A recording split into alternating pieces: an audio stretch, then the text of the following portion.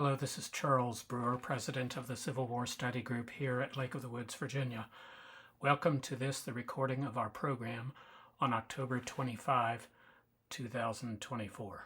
Our speaker today is John Cummings. John has been a student of the Civil War for 55 years. He says that he has never stopped learning, which is, that's a good thing, I think. He's been a battlefield tour guide for over 20 years. He says he's now retired from that, and the author of 3 books about the Fredericksburg region. In 2002, Fredericksburg and Spotsylvania Court House. In 2011, Spotsylvania County. And in 2017, Fredericksburg and Spotsylvania through time. He has been active with local and regional preservation projects, the North Anna Battlefield Park, Chancellorsville Day 1, and the Myers Hill Battlefield. Sadly, over the years, he has also witnessed the destruction of numerous related lands. Ongoing and upcoming projects of his include works regarding the 1866 travels of Dr. Reed Brockway Bontecoup. Okay. Cool. Never know whether it's a sh or a coup. Okay. The Gettysburg Harvest of Death photographs of July 1863, and the subject of today's talk. So welcome, John. Thank you.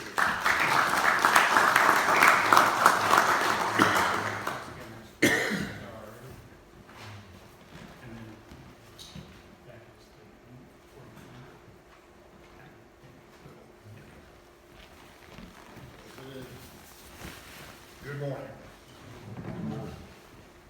Doesn't even sound like anything's on, but I know it is. We need monitors up front. Can you get the drums and keyboards a little louder, maybe? Okay. Let me see. This might go all over the place because it's 25 years of passionate pursuit of mine. I'll just begin by saying that in the 1970s, my father and I had acquired a collection of documents from an ephemera dealer in Philadelphia. And they comprised assorted papers of Company G of the 91st Pennsylvania Volunteer Infantry. Our greatest interest at the time was in their participation on defending Little Round Top at Gettysburg. In 1998, a Fredericksburg document expert was examining this collection and made note of one particular piece. It's a volunteer descriptive list detailing the account of pay and clothing for a 19-year-old George W. Smith, a 5'5" Irish lad that was conscripted into the Union Army in March of 1864. And this document reads, yes, this is it. This man was wounded in the body while his company and regiment were charging a hill on which stood the Myer house, better known as the Galt House, May 14th, 1864, near Spotsylvania. My friend looked at that and said, oh, that's interesting. And for the first time, I took notice and said, oh, what? Okay. I was dating a woman who is now my wife for the past 25 years. And I had gone to visit the battlefield often with her before we got married. And I thought, and, since I was new to Spotsylvania, that the document could just be taken to the battlefield park, and I'd go to Myers Hill and stand there and have a cosmic moment. Well, I found out quickly that Myers Hill was on private property. It was not within the congressional boundary of the NPS. So, it's on private property. ended up, I was moving down from Fairfax, Virginia, and my wife had been looking for houses for us. She was living here. And there was one that came up. It had only been on the market for a couple days. She's talking to me on the phone. I get out the trusty road map, and I'm saying, oh my God, that's right like a half a mile from Myers Hill. So long story short, we ended up to buy that house, and I spent pretty much every day for many, many years going up half a mile distance from my driveway to where the Myer house had stood. Researched people who were killed, wounded, missing, captured during the engagement of May 14th, 1864. Came to realize that General George Gordon Meade was nearly captured up there. But back to this poor Irish lad. He dies in 1900 at the age of 58. He had been wounded in the right breast, puncturing his lung. So he didn't have a good time for the rest of his young life.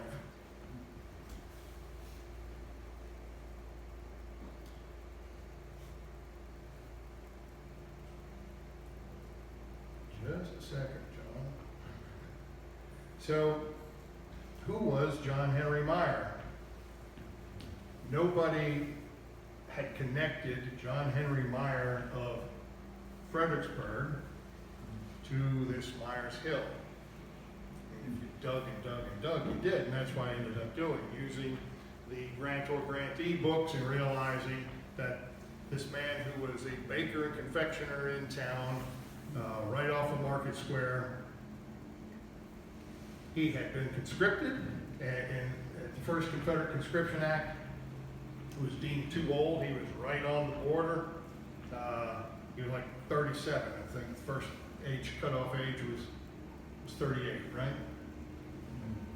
First Conscription Act. Anyway, so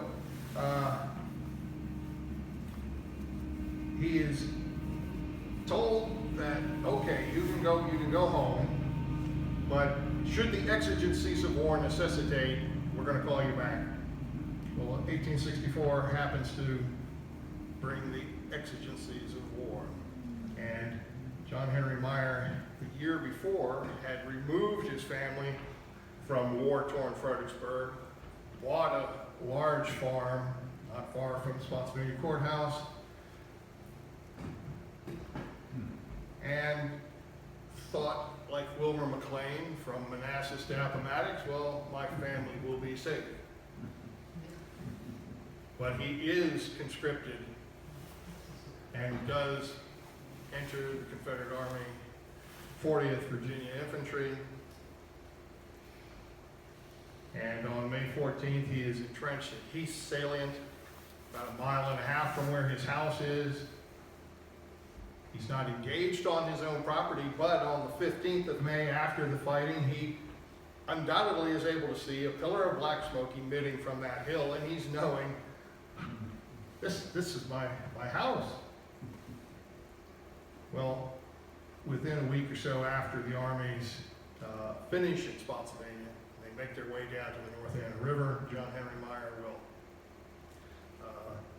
I believe, allow himself to be captured. Because he's caught on a date and place where there wasn't really an actual engagement. So I think he probably said to his messmates, let me take your canteens, I'll go get water, and just kind of kept walking. Oh, whoops, I'm in the Union lines. And he ends up spending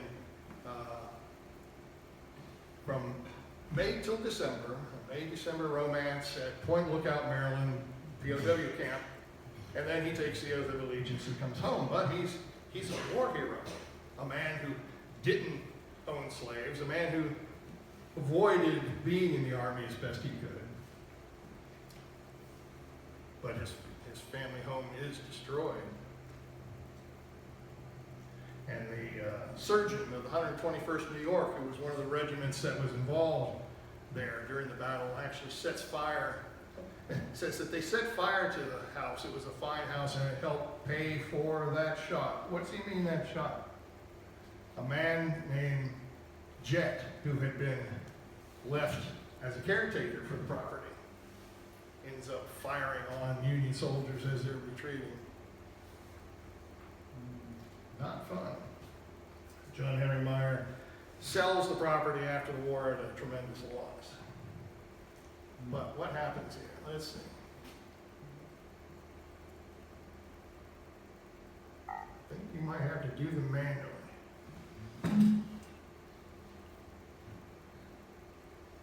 There we go. This was Myer's residence in Fredericksburg. Well, can you back it up one? There it is. This is when it was later owned by another company. But Myer and his family lived upstairs, and his bakery confectionery below. It's 121.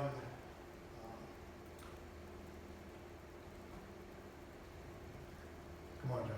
It's William Street, but what was it? Commerce Street. Yes, sorry. Thank you. All right. Next slide. And so you might know the structure most famously today as the Jewel Box, which is just closed. It's no longer in business. All right, next. These are his 3 young children. He had a 4th child who died in infancy, but we have John Jr., Mary, and Annie, little Annie. Has anybody seen the Annie Myer cookbook? Did they cross anybody's hands?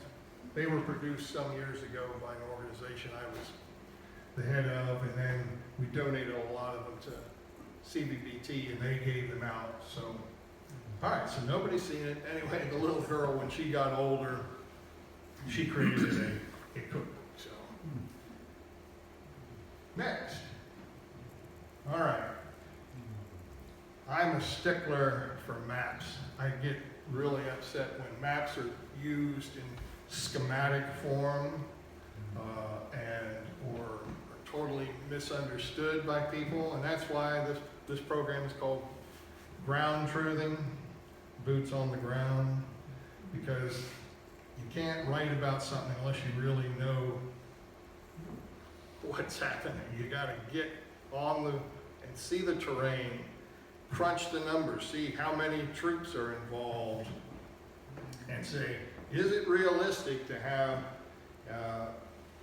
3/4 of a mile of soldiers going across a landscape when there's really only a little more than half of what Colonel Emory Upton used on the 10th of May in 1/3 of a mile. This is the Ed Bars and Ralph Happel demonstration of what things look like on Myers Hill. People see them say, well, 2 brigades of Confederates, Wright's Georgians and Harris's Mississippians, assisted by Chambliss's cavalry. Oh my God, that's huge. No, they're small. It's small. Next, please. When Bill Motter's book came out in 1988, he kept it very simple. He shows troop movements as Grant's army takes its extreme right and extends his left. Shows that well, but he doesn't even begin to weigh into demonstrating how the troops fought on Myers Hill. Next, please. Then in 2000, Frank O'Reilly's map set came out. Nice big set of 24 maps, and they're beautiful. They have some inaccuracies though. Next slide, please. Okay. Still this huge swath of land that is unrealistic. But there's also some lacking things when you compare to the period maps and other cultural resources that will anchor you to this ground. Next, please. And 2000, also Gordon Ray's book came out and made a very simplified thing. Confederates attacking, Union responding. All right, next. But if you look at the maps that were done by the engineers for the Federal Army just after the war, this is showing the larger area of Nathaniel Mickler's map. There are two engineer maps that came out in the OR's atlas, Mickler and Duane, and they complement each other. Duane has qualities that are more informative. Sometimes Duane has distortions. So does Mickler. But let's go to the next slide. This is the Duane map. Can you go back to Mickler? Can you go back to Mickler? Okay. It has a lot of hatchet marks, which end up being very, very accurate to the topography of the land. This section here is going to be of utmost importance. This, in the OR's atlas, is indicated as being federal, but with its facing front and a map that I'll later show you, it is definitely Confederate. Let's go back, next, forward, okay. This is again. What happened there? It's over here. It's not you. All right. Sit out of his ring. All right. All right.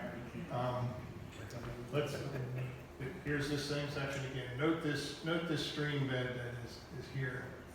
Okay. Let's go to the next slide. All right. Next slide. Let's just toggle back and forth. Now let's go to the next, and we see the overlay of the two. Here's one of the major distortions between Mickler and Duane. I won't go into all the details, but these, as you see, are slightly off. But pretty much everything else is on the money. Importance is the trees that will conceal the Confederates during this engagement. Let me simplify things now because I know I'm rambling on. I'll just read you an article that I had written. By the afternoon of May 14th, 1864, Army of the Potomac Commander Major General George Gordon Meade had ventured to the Anderson Farm, which is on the north side of, let's see, back up please. One more. Okay. Here's the Nye River. The Anderson Farm is up here, just off the corner.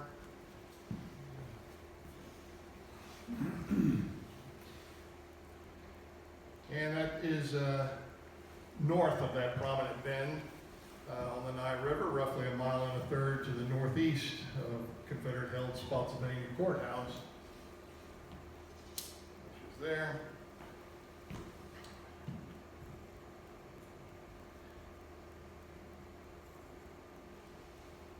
The Union 6th Corps headquarters have been established at the Anderson Farm and is on a very high plateau, and it provided an excellent view of the recently captured Myer Farm to the south. The Myer Farm was tentatively held by Colonel Emory Upton's brigade, less than 1,000 men, plus a small supplement of 2 New Jersey regiments.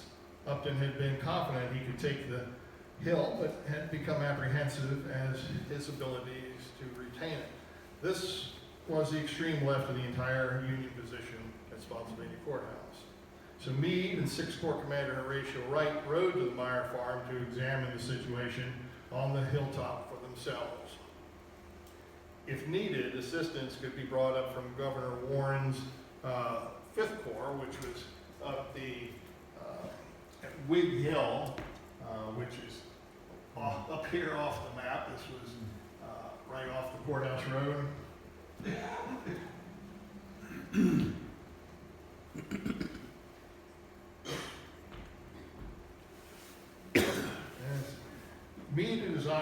smoothly across the Nye River on a farm lane known in county deeds as the Anderson Road.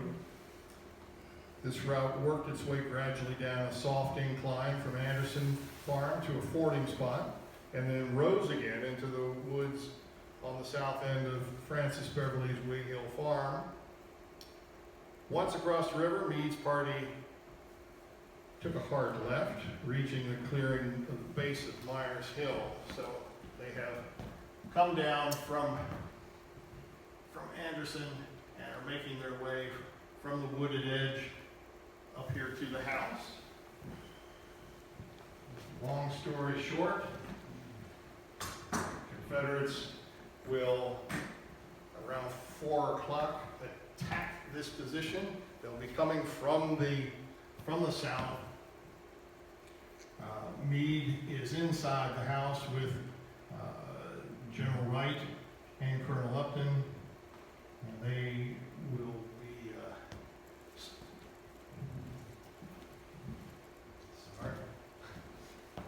They will be surprised by sounds of gunfire down here, and suddenly Confederate artillery firing from the south into the house. Nathaniel Mickler, the topographical engineer, is with them and will help them escape across the Nye River, but only with enough time for Meade to almost get captured by a Confederate major on horseback. But the major is caught himself.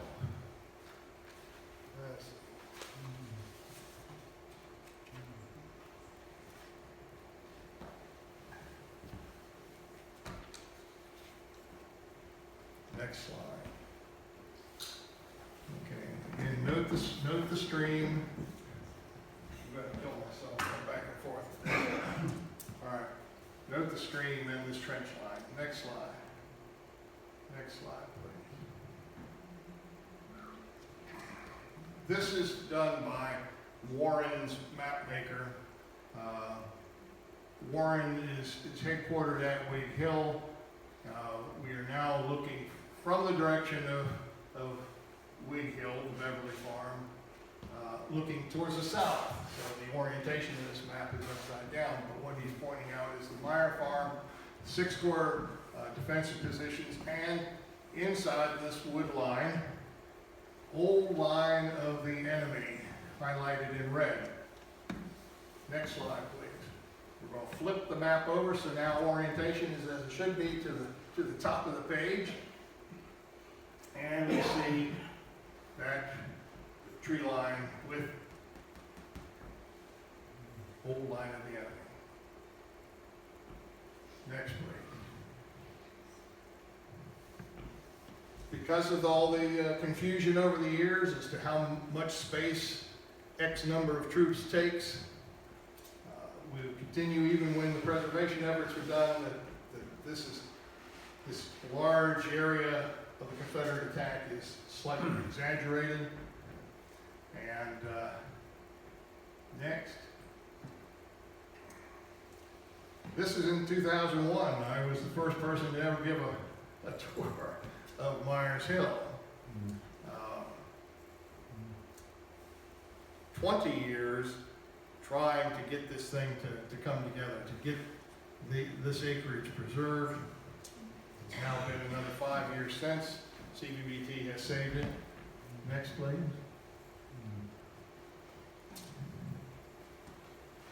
Here's that wood line that I've highlighted. Here's the Confederate trench line and the stream that comes through here. As you can see, we've had development build over it. It had been nicely wooded. This had been deforested over the years. Here's where the Myer house and the ice house sit, right along the fiber optic line. The federal defensive position, hastily built by Upton's men, occupied by the 121st New York at the head, 96 Pennsylvania running off with their picket line to essentially connect with the 5th Corps pickets up on Wig Hill, the 5th Maine, anchoring all the way to the river on their extreme left.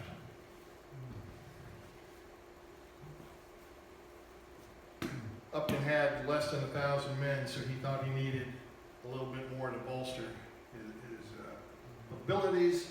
They sent him 2 small New Jersey regiments, 10th and 2nd New Jersey. Around 4 p.m., Confederates are sighted from on top of the Myer house, playing in the woods. So they send the 96th Pennsylvania forward to investigate. Next slide, please. Back to Mickler. There is a stream that runs through here in a ravine, very prominent then as it is now. The 96th Pennsylvania, one of their officers locates a hat. He says, "There's a rebel hat," and he can't be too far off. They eventually find that man cowering in the ravine, and he will insist that he's alone. They send a young boy from the regiment to go into the woods to investigate, and he comes running back out. "Oh, yep, there are rebels, lots of them."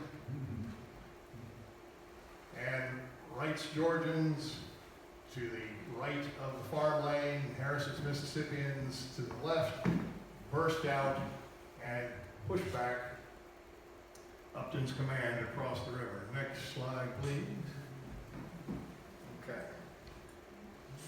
Here's the ground truthing part. Note the blue line. This is where the federal position was anchored on Mickler's map. This entire section here is gone, but topographically you'll be able to see how it fit. This section still exists very faintly and is clearly visible with LiDAR.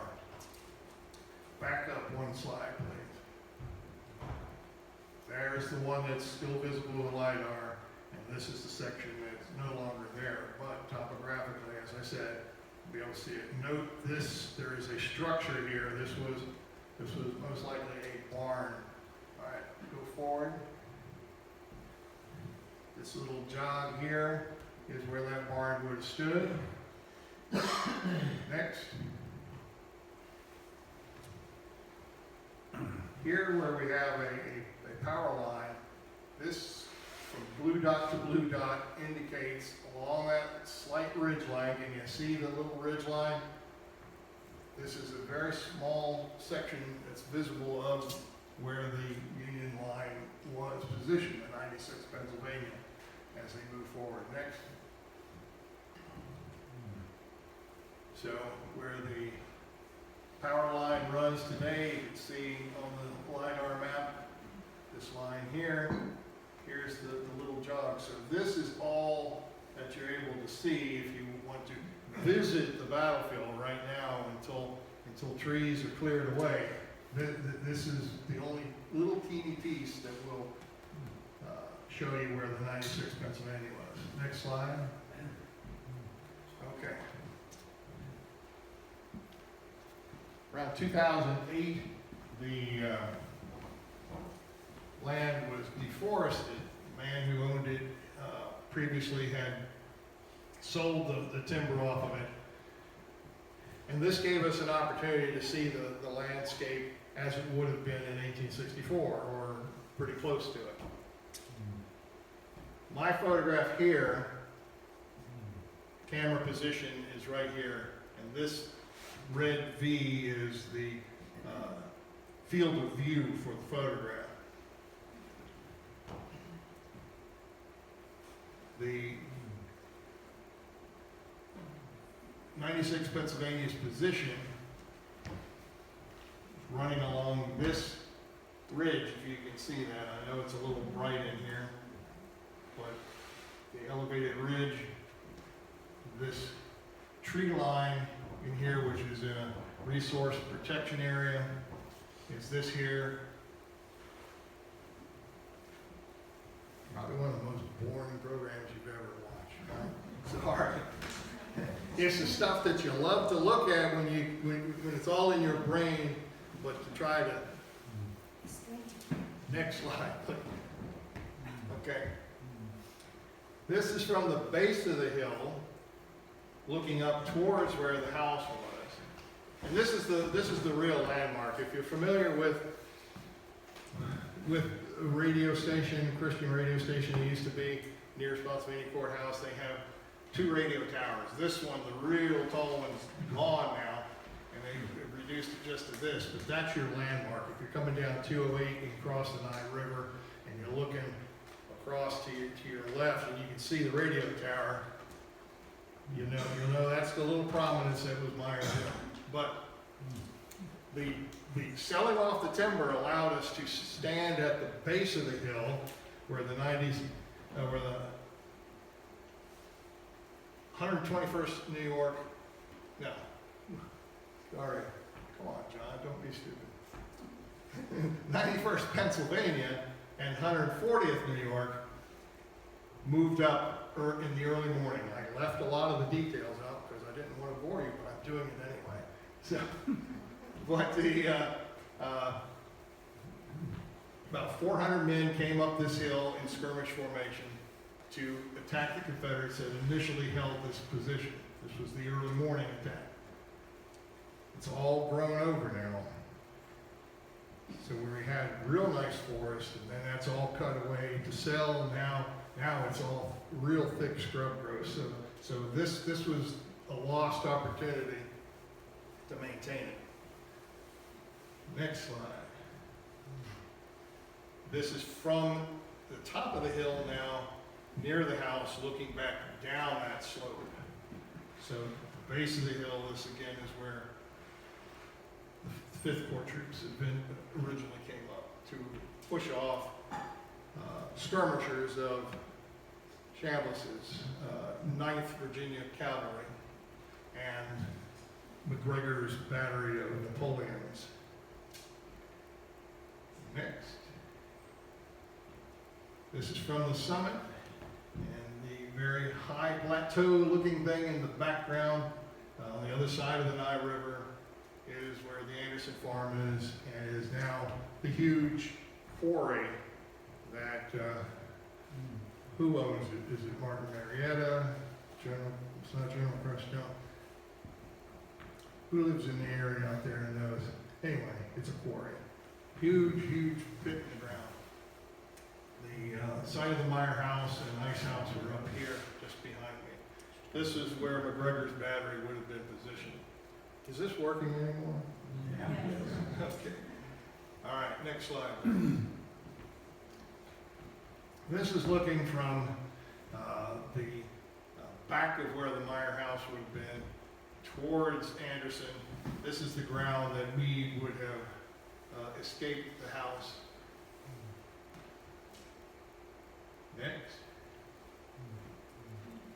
And this is the road where McClure took General Meade to safety. Down towards the very narrow, but at the time very swollen Nye River, and got them to safety. Next. Yeah, these are so bleached out, sorry. Now this is looking towards the south. Along this tree line is where in the afternoon, the 4 p.m. Attack of the Confederates would have come out. So the camera position here, here's the Myer house, and the field of view, and the 2 radio towers that existed there. But this is the area where the Confederates came out of the woods. Next. And here is around 2020, when I'm hearing equipment from my house half a mile away, encroachment like development. Behind this tree here is the radio tower, so we know we're facing doom and gloom. this would be the ground that Harris's Mississippians sweep out of the woods and attack the house in an enveloping action. Next, please. This is the plan of the subdivision. And they actually show where the cultural resource is. And they're going to save these very ineffectively. This is practically so eroded now. They cut down the topography and built a nice row of houses. These still sit over here, but the people who live in this house, I guarantee you, have no idea what this is. Nothing's marked. But this was given as supplemental property to CVBT, and the developers got $1 million write-off. So yeah, preservation. At least I can go there. I visited this so many times before the encroachment, so I knew what it looked like. Next slide, please. It's worthless trying to even tell you. It's so faded out. Sorry. Next. This is looking down towards the little stream that I told you to kind of keep a mental note of. This. You can see the trench. You see the trench there? The little mound. All the debris from trees being pushed off of somebody's lot. Now just falling over it. Next slide. Here, that's a nice looking shot of inside the Mississippians' trench. Watch out, they're coming. All right, next. Okay, now from the road that cut through the trench line, here's this little thin band of trees that they left, and that's where that preserved trench is, but they destroyed the whole integrity of the topography. Next. Okay, here I am in October of 20 what?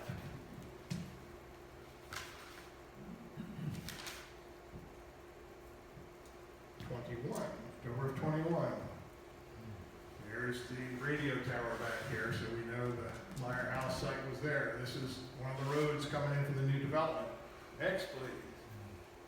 There's the same spot in 2022. They're all completed and people living there, but, you know. Next. Now, this is from Google Earth, because it was the quickest way I could throw it together for you today. But down here, in the little ravine that goes down to where the stream is, and the trenches, and there's the little strip of trees where the preserved trench is. This is from the camera's position, it would be inside the wood line from which the Mississippians burst out and pushed off Upton's command. Next, please. Okay. Let me read to you again. All right. In March and April of 2000, and later in the spring of 2004, archaeological examinations were conducted around the foundation ruins of the Myer house, which had been deliberately destroyed by Union forces on May 15, 1864. The diary of Daniel M. Holt, assistant surgeon of the 121st New York, details the incident. We burned the large house and outbuildings because the owner was a rebel, and upon our evacuating yesterday, fired into our demoralized ranks. Remember, as I said, that was a man named Jet, who was a poor, illiterate man who was left as a caretaker by Mr. Myer. Not Mr. Myer himself, who's going to witness that pillar of black smoke emanating from. Sad. It was a good building, and its destruction helped pay for that shot. Unfortunately, the man who fired that shot, simply a caretaker. Myer had recently bought been brought into the ranks of the 40th Virginia Infantry by conscription. All right, here are examples of some of the artifacts recovered. As we said, just after 4 p.m. on May 14th, Meade is coming under fire. These two fragments of round ball, 12-pounder case shot, were fired at the Myer house with General Meade inside. And when we're all done, and you'll be so happy when I shut up, I do have, along with some other things, I hope you'll enjoy. These are the fragments that I'm showing you there. George Gordon Meade was inside this house. How many times do you go to relic shops and you see a bucket of iron fragments and they have no history attached to them? These we know were fired shortly after 4 p.m. on May 14, 1864. Because there's no Union artillery firing 12-pound case shot. They're firing 3-inch ordnance, Schenkel shells, Hotchkiss shells. These came from McGregor's gun. Next slide, please. Whoops. Back one. Yeah. Quick on the trigger. Several back up. Whoops. Sorry. That's all right. I'm a newbie. There we go. All right, when we were doing the excavation, one of the first things that bore witness to the fire that destroyed the Myer house was this sheep's bell. Immediately I thought cowbell, but no, sheep's bell, smaller. And you could see how the heat took effect. Next slide, please. Now, as detailed in Gordon Ray's book, Confederate soldiers had been found inside the basement and had been rooted out.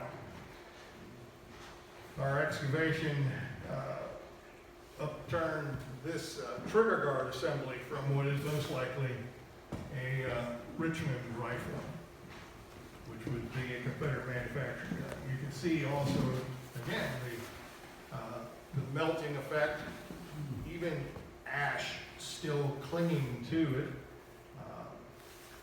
Next. This is a teacup, smashed teacup. This civilian life totally disrupted. Next. These are reassembled pieces of a tumbler. Next. Again, very hard to see, I'm sorry. But this is a piece of wall plaster with scorching from the fire. This was a real surprise, actually.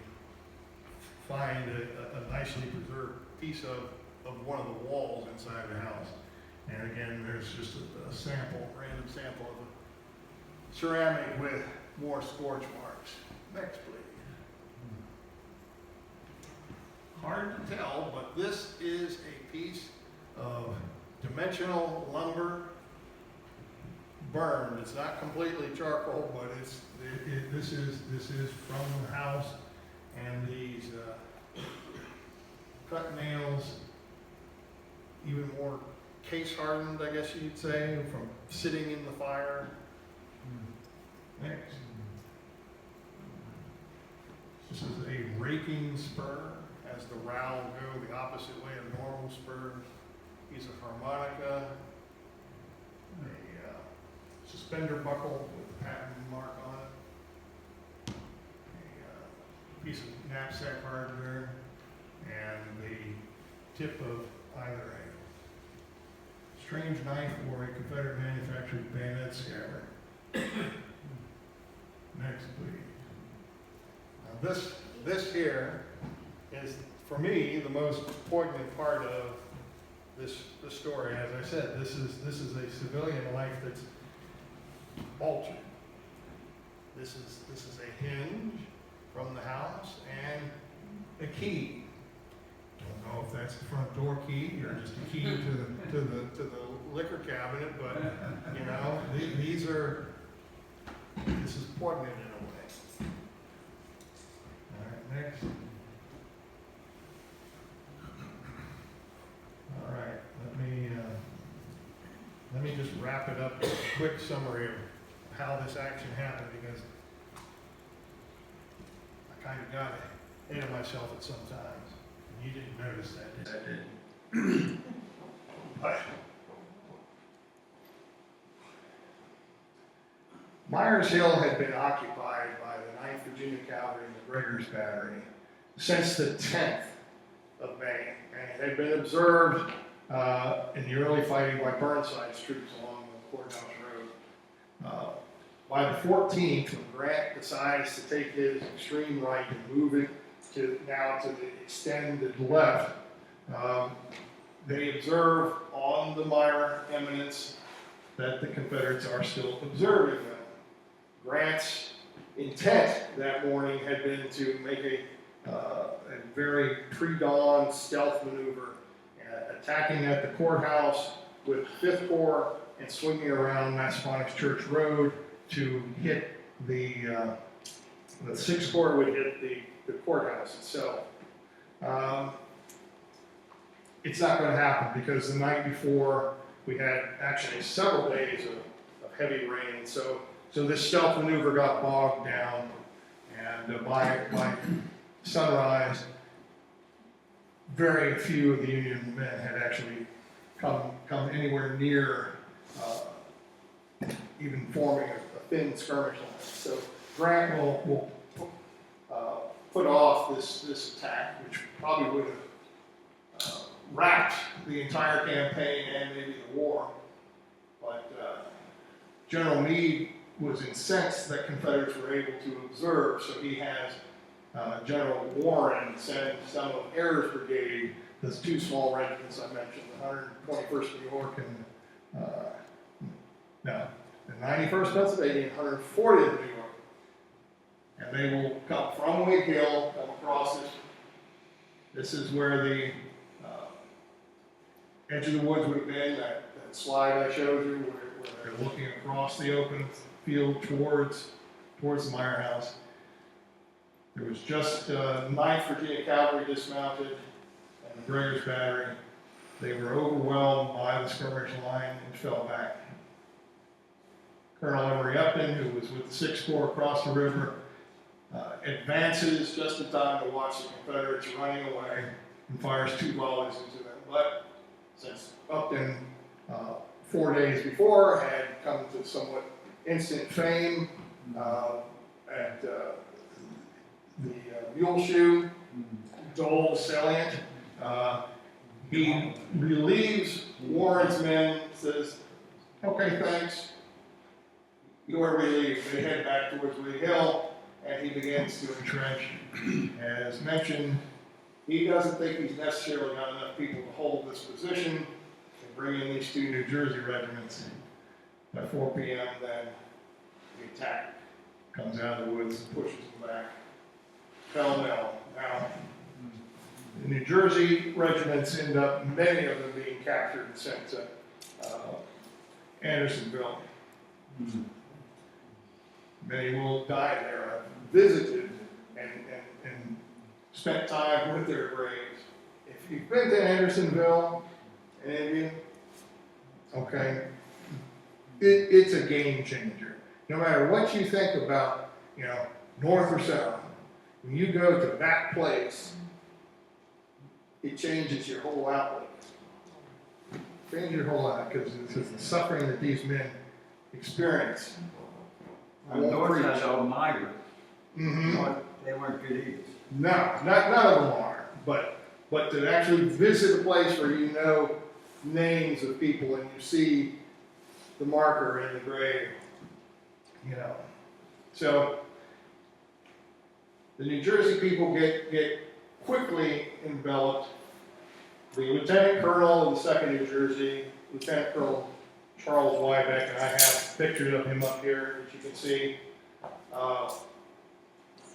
Wybeck is killed, and it's noted by a letter to his widow by the pastor of the regiment. It says Colonel W. was kneeling behind a short pile of rails. I'm slightly paraphrasing. When he looked up to reconnoiter the advancing foe, and that is the exact words he said, reconnoiter the advancing foe, when he was struck in the eye by a bullet penetrating to the brain, killing him instantly. They had to leave his body on the field because of the immediacy that they're all being pushed off. And they will later come back and find his maltreated body. He had been stripped of his uniform, his personal belongings and such, but they buried him in the orchard on the hill. For a while, he was in the cemetery downtown Fredericksburg. But if you go by the old system of numbering of those graves, the guy to his right and to his left are there, but there's somebody else in the hole. So it took us a while. My wife and I, doing our research, eventually found that he had been exhumed from the National Cemetery, and now he's in Fairview Cemetery in Newark, New Jersey. Went back home. So as they're being pushed back, the 96th Pennsylvania and the 95th that had been for support, they also were falling back. The 121st New York are trying to hold on. One officer says, I looked to our left and found the 5th Maine was gone. No casualties in them. They beat feet, you know, that expression. They were just out of there. Once all this stuff happened, they were gone. They started retreating very quickly. But Meade, almost captured over here, loses his glasses in the tussle, very incensed, and decides, as it's nearing darkness, we're going to take the hill back. He tells Warren to take the entire complement of Ayers Brigade, and they come sweep back up. They had been converging artillery fire from Whig Hill and the Anderson Hill Union artillery fire to soften it up. Confederates said, well, that's enough of that, and they fell back very quickly. But as Ayers Brigade makes its way up in the fainting sunlight, casualties, self-inflicted casualties. What do they call that when your own men? Friendly fire. Right. Fragging. There's another like a color name, I thought. Anyway, nonetheless, so some of the Union's own men are killed in this barrage. But the hill never means anything really of importance later. It was just a matter of pride. You'll notice on the Mickler map, it looks like there's a big artillery position built. Looks like a big artillery fort. Well, that was built like the day before the armies leave. They never got around to really utilizing it. So, anyway.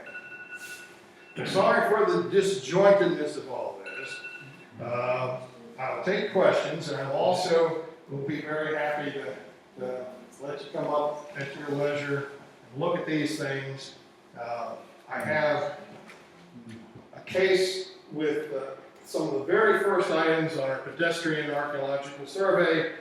Jack Edlin, who's a local archaeologist, went up with me.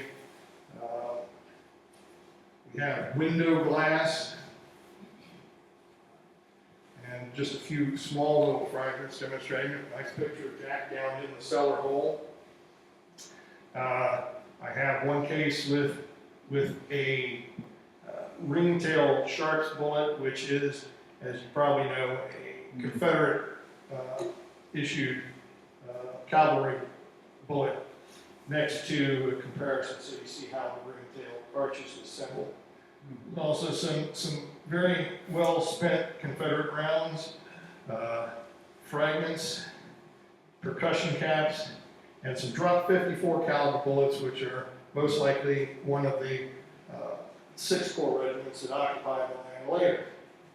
But on this top row, there's a very thin sliver of a friction primer, which is the thing that's used to make the cannons go boom. And friction primers were only used up there by Gregor's Battery when they first were occupying the hill. There's also a case with many different fragments of assorted pieces of ceramics.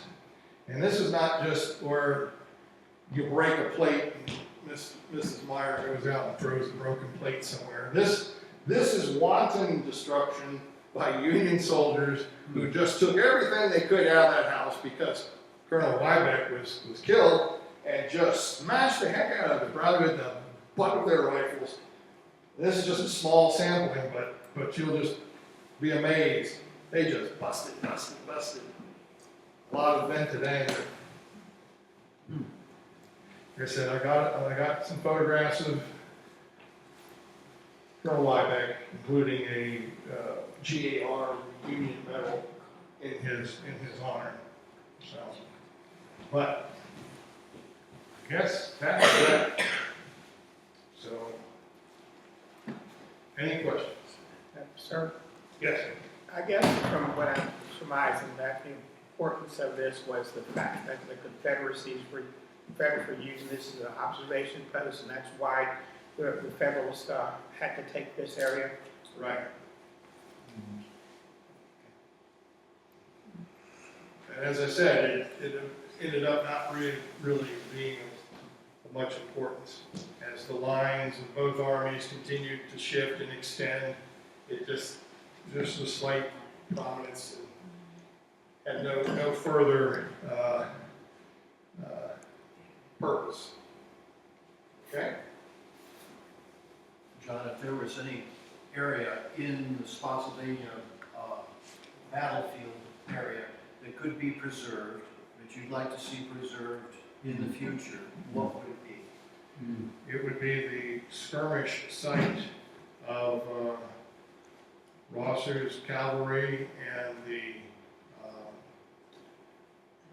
23rd USCTs at the intersection of Catharpin and Old Plank Road. Who possesses it now, that land? It's private property. There's just a small stone house.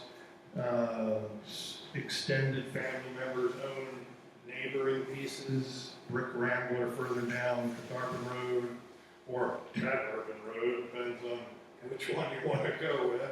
But yeah, that I think is because of the nature of the engagement. It's the site of the first time that black troops engaged the Army of Northern Virginia in combat, and proved that they were capable of doing far more than just guarding baggage trains. So that's my take. Okay. Anything else? Oh, I was at Cedar Creek last week and I had a nice chat with General Meade. I told him I lived in the wilderness, and I mentioned how he took command at Gettysburg after Reynolds was shot by a sniper. And then I said I lived near Spotsylvania, and General Sedgwick, whose trench is 23 paces in the woods behind my house over here on Eastover. Mm-hmm. And I told him my grandfather was discharged after he got typhoid and malaria at Chip Island under Butler. He was 79 when my father was born, his second wife was 38. But he was not at Cedar Creek, very important battle, because McClellan didn't get elected. There you go. And he found that quite interesting. But I didn't know about what you just talked about. Right. Now, if I'd known this, I'm sure General Meade, interpreted. I Right, must have known that story. there you go.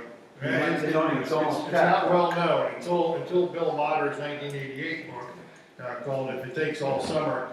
The Myers Hill engager really had no sufficient play in. But Meade would have known.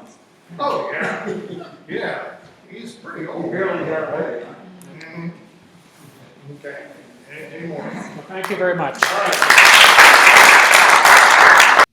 Before you go, please remember to visit our website often, civilwarstudygroup.org.